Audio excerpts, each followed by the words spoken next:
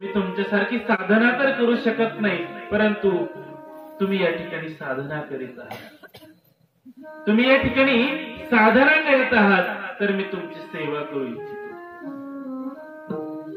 आणि आता त्यांनी सेवेसाठी होकार दिला.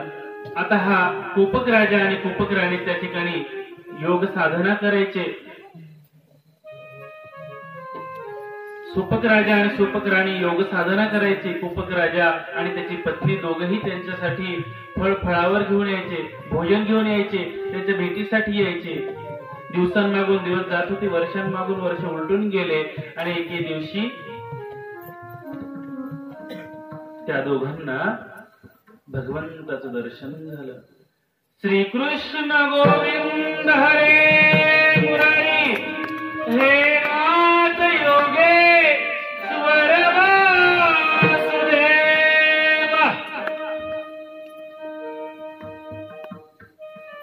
मन प्रफुल्लित झालं, भगवंताचं दर्शन झालेलं आहे. अनेक दिवसांची केलेली साधना आज सिद्धीला गेलेली होती. स्वच्छ असा प्रकाश पडलेला होता आणि त्या प्रकाशामध्ये झावळी दिसणारी ती सावळी मूर्त त्यांच्या मनामध्ये जणू एक आपलं स्थान निर्माण करत होती. पती पत्नीने त्या मूर्तींकडे बघितलं, भगवंताच्या त्या मूर्तीला प्रणाम केला. भगवंताने सांगितलं की म्हटले, हे राजन, मी प्रसन्न झालेलो आहे, तुला काय मागायचं ते माग. त्याने सांगितलं की म्हटले, प्रभू मला दुसरं तिसरं काही नको, माझ्या मनामध्ये फक्त एकच इच्छा आहे की तू माझ्या पोटी जन्माला यावा, तू माझ्या पोटी जन्माला यावा. भगवंताने मिस्किल हास्य केलं आणि तथास्तु असं म्हटलं. आणि तितक्यात त्या ठिकाणी भोजन घेऊन हा कोपक राजा आणि त्याची पत्नी आली. त्यांनी सांगितलं की म्हटले, प्रभू आम्ही भाग्यवान आहोत, या सुपक राजा आणि त्यांच्या पत्नीमुळे आम्हाला सुद्धा तुमचं दर्शन झालेलं आहे. यांनी आपली योग साधना केली, तपश्चर्या केली आणि आम्ही यांची सेवा केली. आम्हालाही काहीतरी आपलं सेवेची संधी दे. आणि मग भगवंताने त्यांना वरदान दिलं की म्हटलं, ठीक आहे, काही हरकत नाही, मी अवतार धारण करेल आणि जेव्हा मी अवतार धारण करेल यांच्या पोटी मी अवतार धारण करेल आणि माझ्या सेवेची जबाबदारी ही तुमच्यावर सोपवणार.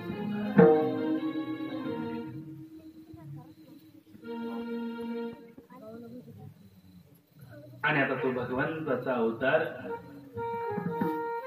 त्या द्वापार युगामध्ये कसा झाला.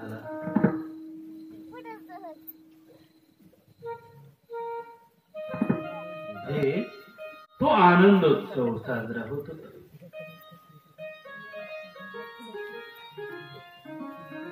आणि आता त्या देवकीचं लग्न त्या ठिकाणी संपन्न झालेलं होतं. त्या लग्नाची ती वरात निघालेली होती. सगळे लोक आनंदात होते. अत्यंत आनंदामध्ये ती संपूर्ण मथुरा नगरी न्हाऊन निघालेली होती. तिन्ही लोकीची देव पुष्पांचा वर्षाव करण्यासाठी आकाशात आलेली होती. सडा संभार्जन झाली होती. चौक रंग माळिका भरल्या गेलेली होती. गुढ्या तोरणं उभारल्या गेली होती. आणि संपूर्ण प्रसन्नमय असलेली ती मथुरा नगरी त्या नवविवाहित जोडप्याचं स्वागत करत होती. त्या रथामध्ये त्या देवकीची आणि त्या वसुदेवाचं ती वरात चालली होती.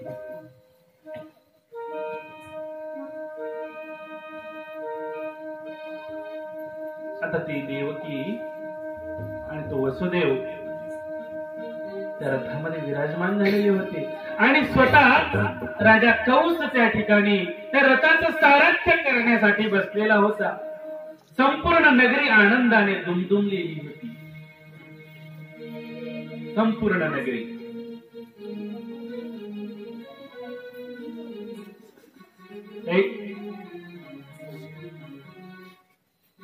चिल्लर झाले आवाज येतो कडे तुमच्या इथं.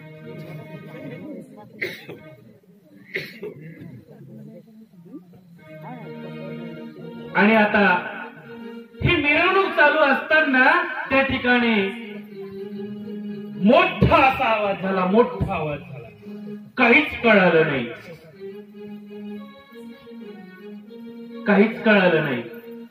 मोठा आवाज झाला.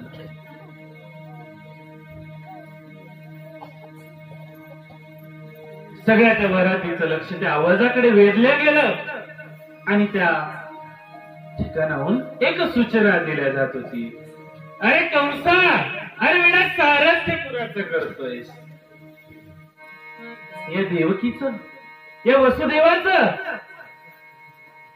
यांच्या पोटी येणार 8वं मूल तुझा काळ होणार आहे, तुझ्या मृत्यूला कारण बनणार आहे.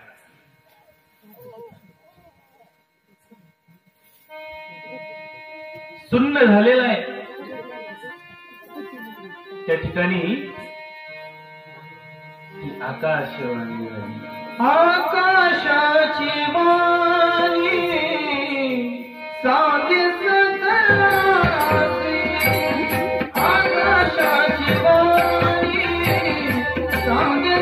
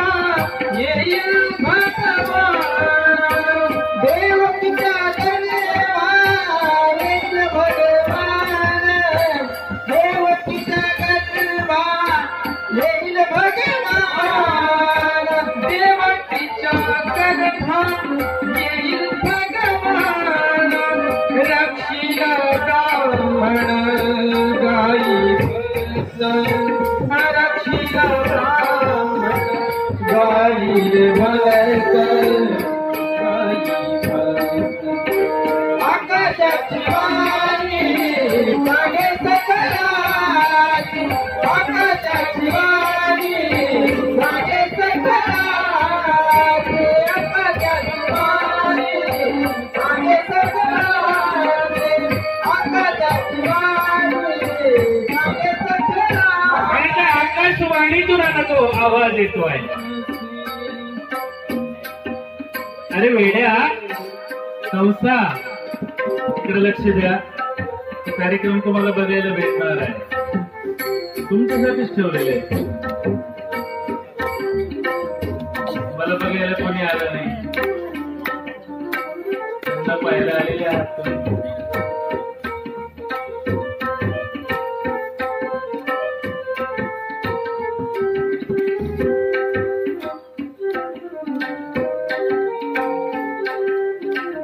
आणि आता त्या कंसाच्या मनामध्ये ते पाप उरलं गेलं आणि तो आवाज बंद झाला.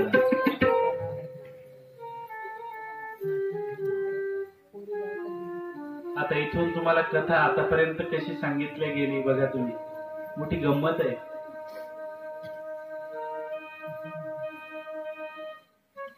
आता म्हटले त्या वसुदेवाला आणि देवकीला दोघांना धरलं आणि तुरुंगामध्ये टाकलं. अशीच कथा ऐकली होती ना. तुम्ही सर्व प्रापंचिक जीवन जगणारी माणसं आहात. बसलेल्या माणसांनी माझ्या फक्त एक प्रश्नाचं उत्तर द्यावं. तुमचं आज लग्न झालं, आज सकाळी तुमचं लग्न झालं आणि लग्न झाल्या झाल्या तुम्हाला जेलमध्ये टाकलं. तुम्ही संसार करू शकता का आणि तुम्हाला मुलं होऊ शकतात का? ज्या दिवशी लग्न झालं त्याच दिवशी. माझ्याकडे जर लक्ष असेल तर माझ्या प्रश्नाकडेही लक्ष असेलच. हा, द्या उत्तर बसलेली माणसं. असं होऊ शकतं का? नाही होत ना. मग तुम्ही कसं काय कबूल केलं राजे हो?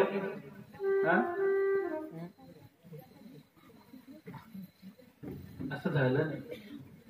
मग कशा पद्धतीने झालं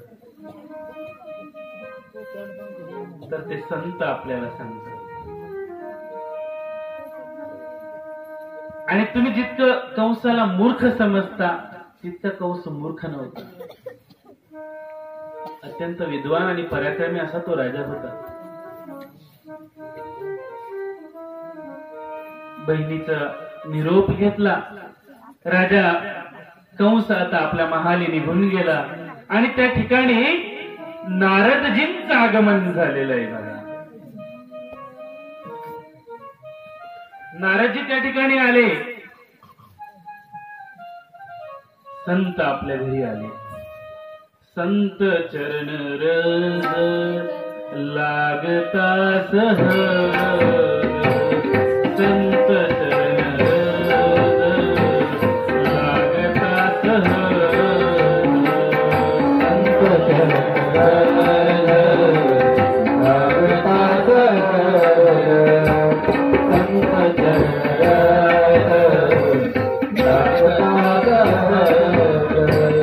संत चरण रज लागता सहज,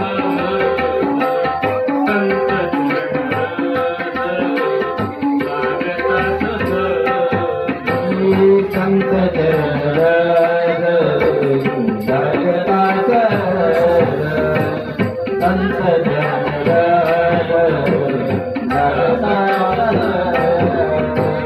वासनेचे बीज जळूनी जाये, वासनेचे बीज जळूनी जाये, वासने बीज जळूनी जाये, वासने बीज जळूनी जाये, संत चरण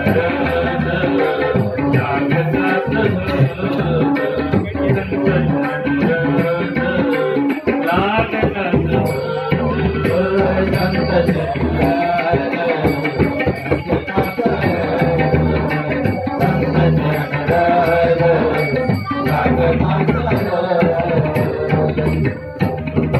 संतांचं आगमन झालं. त्या नारद मुनींचं आगमन झालेलं आहे. आणि नारद मुनींनी आता त्या कंसाला विचारलं की म्हटले, हे कंसा, आकाशवाणी झालेली आहे, तू स्वतःचा काही विचार केलास की नाही? म्हटले, काय करू महाराज, माझ्या बहिणीचं लग्न झालं, अत्यंत आनंदाचा प्रसंग होता आणि आनंदाच्या प्रसंगामध्ये तो दुःखाचा प्रसंग समोर आला आणि ती दुःखद वार्ता मला माझ्या कानावर पडली. माझ्याच बहिणीचा मुलगा माझा काळ होणार आहे.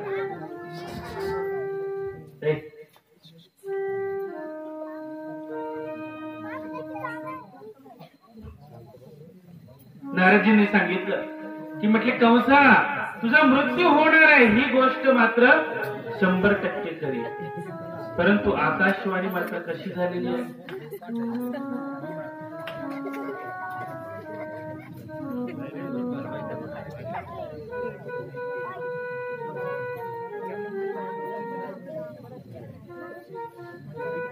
आकाशवाणी मात्र झालेली आहे की देवकीचा 8वा मुलगा तुला मारणार आहे. परंतु या देवलोकांचं काही खरं नाही. 1 2 3 4 5 6 7 8 की 8 7 6 5 4 3 2 1 नेमका 8वा कोणता? विचार करण्यासारखी गोष्ट. मागून पुढे की पुढून मागे या देवलोकांचं काही खरं नाही.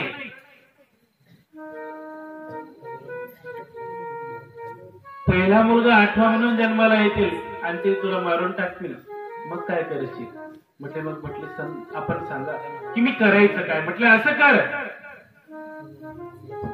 8च्या 8 मारून टाक. ठीक आहे म्हटलं, काय हरकत नाही. आणि आता त्या वसुदेव देवकीला कैदेत ठेवलं. परंतु कोणत्या कैदेत ठेवलं? नजर कैदेत ठेवलं.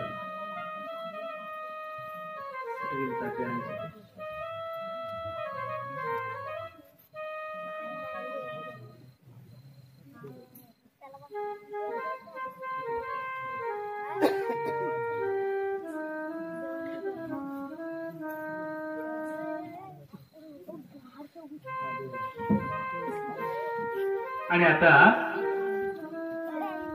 वसुदेव देवकीचा तो संसार सुरू झाला होता.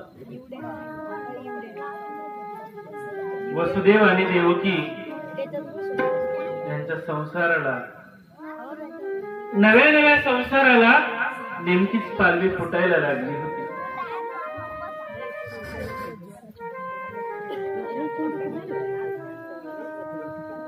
आणि हे सर्व चालू असताना आता त्या वसुदेवाला आणि त्या देवकीला त्या नजर कैदेत ठेवण्यात आलं.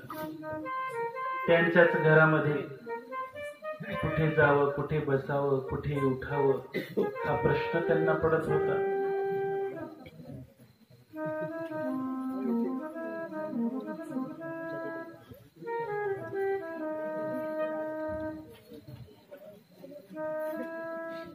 नियतीच्या खेळानं पत्नीला दिवस गेले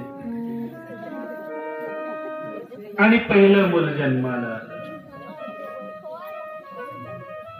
हसायचं नाही.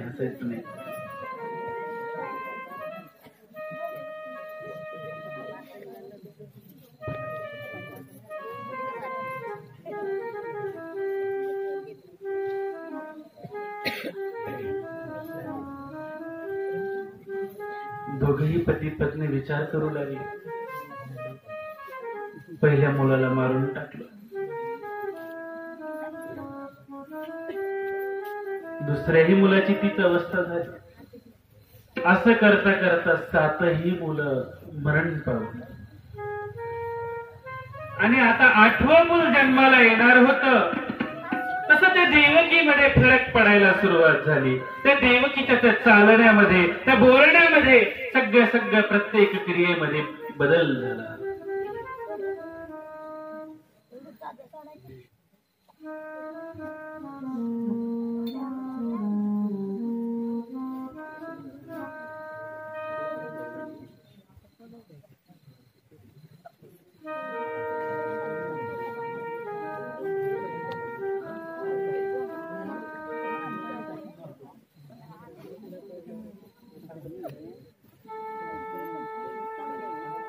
आणि हे सर्व चालू असताना आता त्या देवकीमध्ये होणारा बदल सर्वांना दिसत होता. ती देवकी वेदांच्या ऋचा म्हणायची, संस्कृतचे श्लोक म्हणायची, कुणाशी तरी संवाद साधत होती, कुणाशी तरी बोलत होती, कुणाला तरी आदेश करत होती. आणि तिच्या चेहऱ्यावर एक नवीन प्रकारचं तेज निर्माण झालं. देवकीचे तेज भासे जैसा सूर्य, देवकीचे तेज भासे जैसा सूर्य, देवकीचे तेज भासे जैसा सूर्य, देवकीचे तेज भासे जैसा सूर्य, देवकीचे तेज भासे जैसा सूर्य. तिचा चेहरा अगदी प्रसन्न दिसत होता आणि तो तेजस्वी झालेला चेहरा सर्वांना विचार करायला लावण्यासारखा होता. नेमकं कोणता मुलगा जन्माला येणार आहे? कंसाचे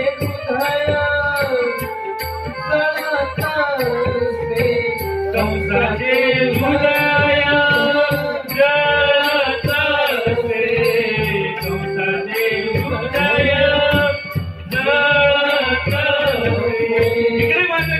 माझं हृदय जळतंय. माझा काळ जन्माला येईल आणि तो जन्माला आल्यानंतर तो मला मारून टाकेल. प्रत्येकाला मरणाची भीती वाटत असते. प्रत्येकाला मरणाची भीती वाटते.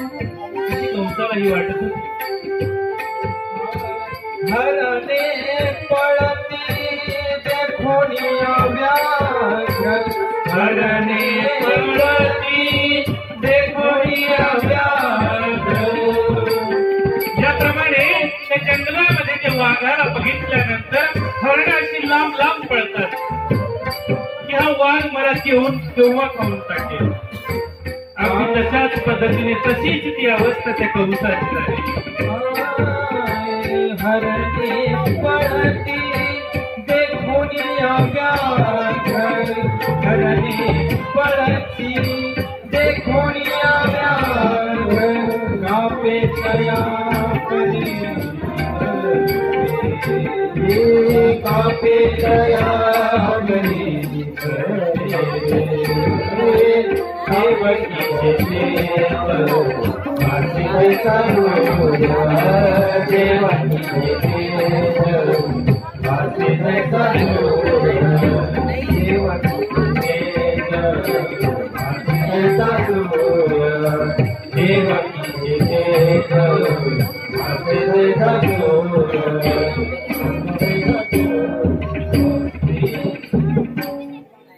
रेडीमेड तयारी. कपडा शिवानी गरज नाही, कसानीच गरज नाही.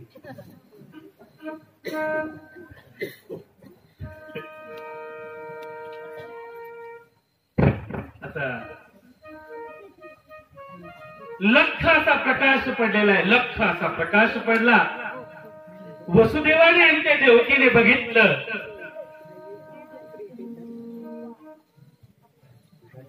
वसुदेवा, ए वसुदेवा असा आवाज येत होता. वसुदेवाने डोळे चोळले आणि बघितलं कुणीच दिसत नाहीये. वसुदेवाने सांगितले. वसुदेवाने हात जोडले. पुढे आला.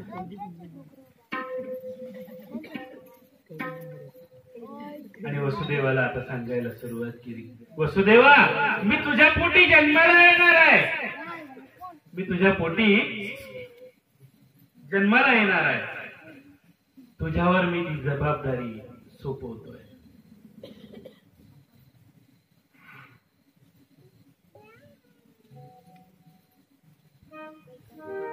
कोणती जबाबदारी आहे? आणि आता ती जबाबदारी तो भगवंत सांगतोय. नंदाच्या घराला, नंदाच्या घराला मजने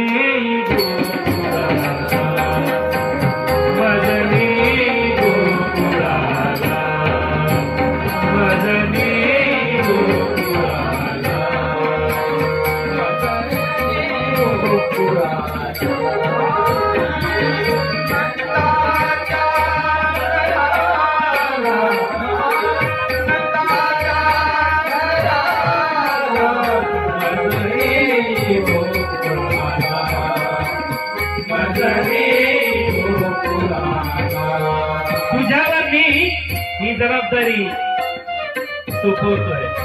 मी तुझ्या पोटी अवतार घेणार आहे. तसं वसुदेवाने डोळे चोळत परत एकदा त्या प्रकाशाकडे पाहिलं. बाजूला बघितलं तर कंसुकी वळी झालेली होती. आणि आता ते भगवंताने त्या ठिकाणी अवतार धारण केला.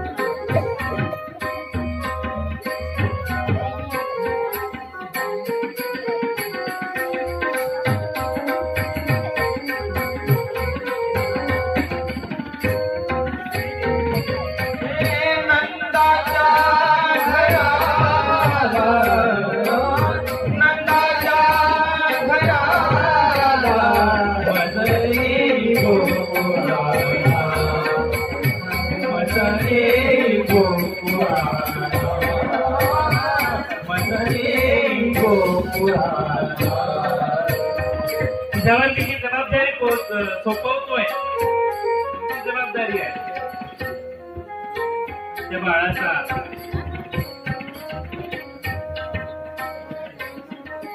माया उपजली तेथ, माया उपजली तेथ, माया उपजली तेथ, माया उपजली मद ठेवी तेथ तिज आणि येथ,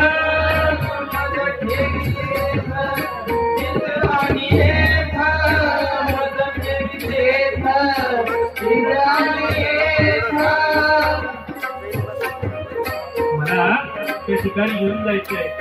त्या ठिकाणी मायेने अवतार धारण केलेला आहे. वसुदेवाने हात जोडलेले आहेत, वसुदेवाने हात जोडलेले आहेत आणि त्या धावळ्या दिसणाऱ्या त्या श्रीमूर्तीकडे, त्या भगवंताच्या मूर्तीकडे, त्या भगवंताच्या त्या मूर्तीकडे तो वसुदेव हात जोडून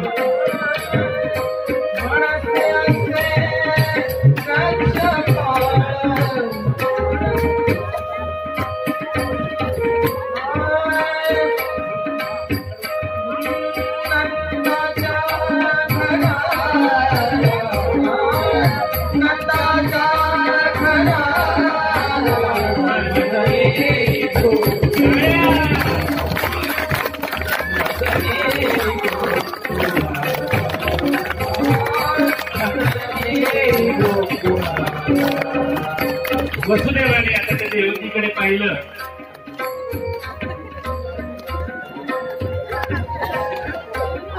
आणि त्या देवतीला सांगितलं की म्हटले अगं बाळ इकडे ते माझ्याकडे, ते बाळ तिच्या मांडीवर आहे, त्या देवतीच्या मांडीवर ते बाळ आहे आणि ते बाळ हा वसुदेव आता घेण्याचा प्रयत्न करतोय.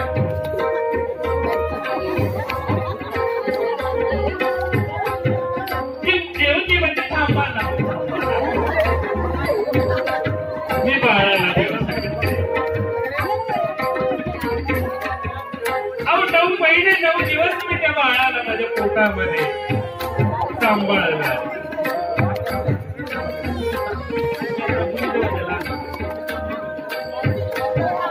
परिचय त्या बाळामध्ये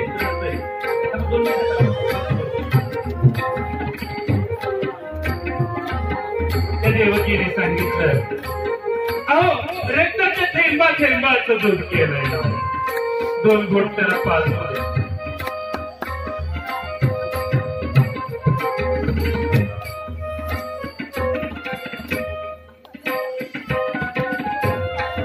देवाने सांगितलं अगं पटकन उघड, माझ्यावर जबाबदारी आहे. नंदाच्या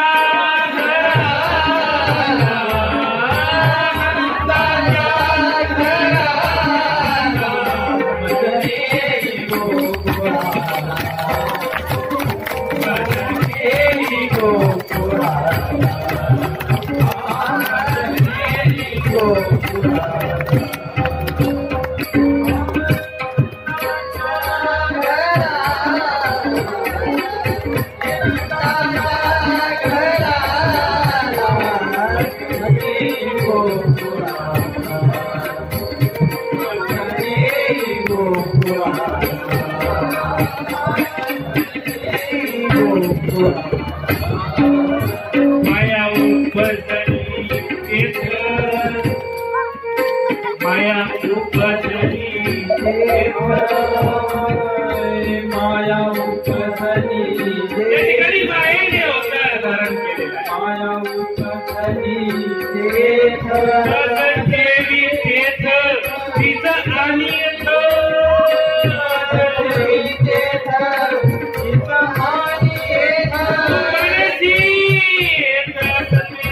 द्वारपाल तू म्हणशील या ठिकाणी द्वारपाल आहे, तर हे घे तुझं तू पण तुझंच उपाय मला सांग.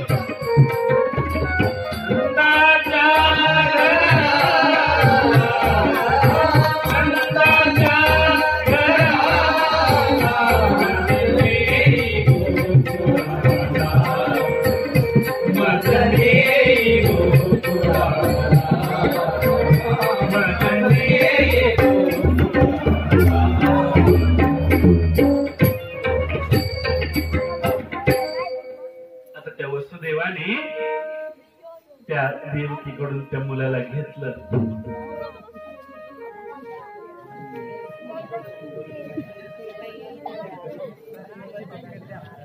जन्माला आल्यानंतर लेकरू हे रडत पाहिजे, असलं नाही पाहिजे. आणि आता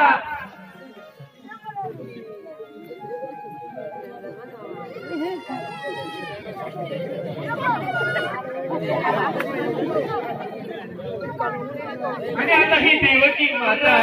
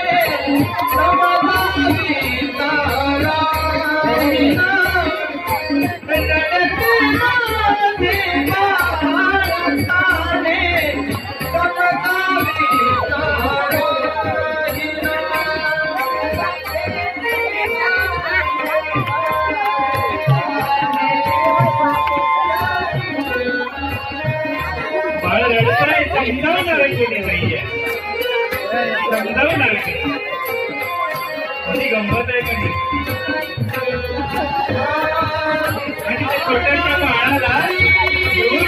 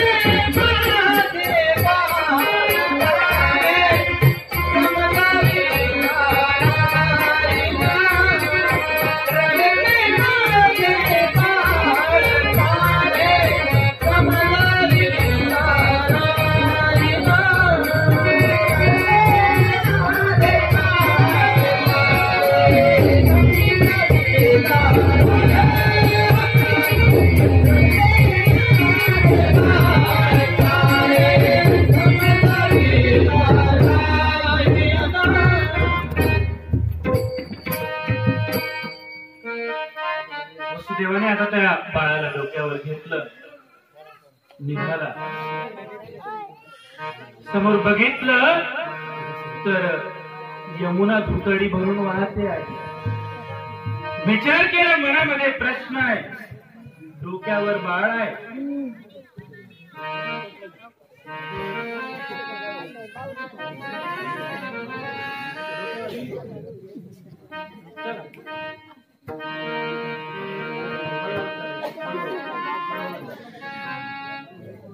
आणि आता हा वसुदेव मनामध्ये विचार करतोय, पार कसा उतरू रे देवा, पार कसा उतरू रे देवा, पार कसा उतरू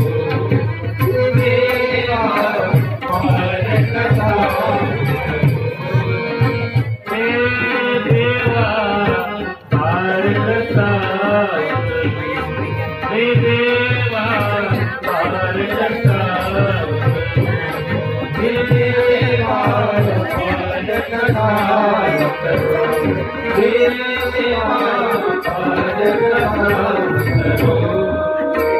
अलीकडे गंगा, अलीकडे यमुना, अलीकडे गंगा, अलीकडे यमुना, पार कसा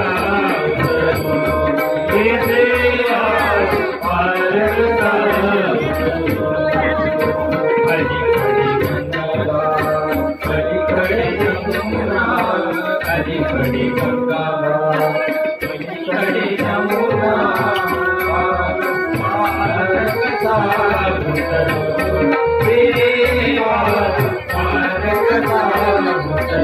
आता वसुदेवाने त्या बाळाकडे पाहिलं तर चिमुकल्या डोळ्यांनी बाळाच्या वसुदेवाची गंमत पाहत. चल, तुला कृष्णाचा बाप व्हायचा, सोपी गोष्ट नाही. आमचं बाप होणं म्हणजे मोठा गमतीचं असतं. बघा ना, मोठं गमतीचं असतं. आम्ही बाप झालो हे आमचं आम्हाला कधी कळत नाही. ज्यावेळेस वर्ग 5 वर्षाचं होतं, ज्यावेळेस पहिलीला त्याचं नाव शाळेत टाकलं जातं, त्यावेळेस आपल्याला समजतं की अरे आता आपण बाप झालो. तोपर्यंत टपऱ्यावर पुढे खाण्यात दिवस निघून जातात. वसुदेवाने मोठ्या हिमतीने त्या नदीमध्ये पाय टाकला. अलीकडे गंगा, अलीकडे यमुना, अलीकडे गंगा, काय वाजायचं सगळे यमुना, अलीकडे यमुना, अलीकडे गंगा, अलीकडे यमुना,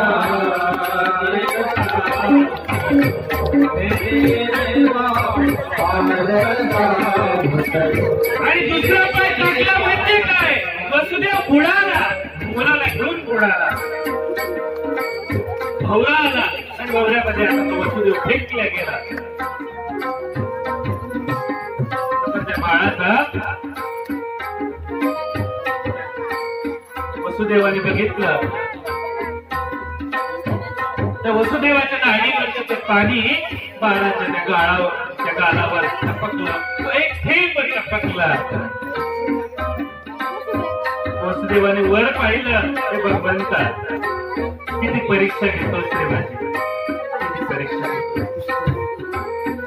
आणि आता दयाघर परमेश्वराने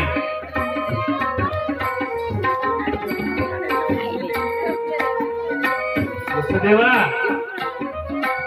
माझ्या आता लक्षात आलं की तू माझ्या बाप होण्याच्या लायकीचा आहेस. बस मी माझा खेळ थांबवतो. आणि वसुदेवाने त्या भगवंताने त्याचा खेळ थांबवला.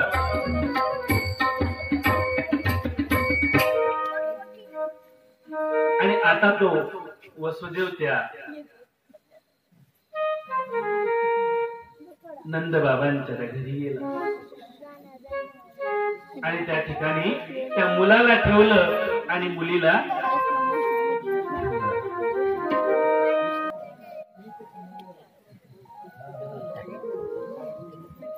भगवान श्री गोपाल कृष्णांचा जन्म झाला आणि त्या नगरीमध्ये आनंदाचं एक वातावरण तयार झालेलं आहे.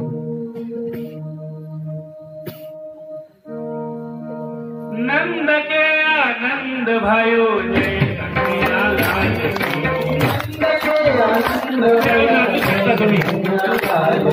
नंद के आनंद भयो जय कन्हैया लाल की. नंद के आनंद भयो जय कन्हैया लाल की. जय कन्हैया लाल की. जय कन्हैया लाल की. नंद के आनंद भयो जय कन्हैया लाल की. नंद के आनंद भयो जय कन्हैया लाल की. नंद के आनंद भयो जय कन्हैया लाल की. जय कन्हैया लाल की. जय कन्हैया लाल की. जय कन्हैया लाल की. जय कन्हैया लाल की. लाल की. जय कन्हैया लाल की. हाथी घोड़ा पाल की. कन्हैया लाल की. नाचू शकता तुम्ही. कोण नाचणार आहे दादा? चालू आहे. उदाडा तुम्ही जवळ जाण त्याच्या जाय जवळ.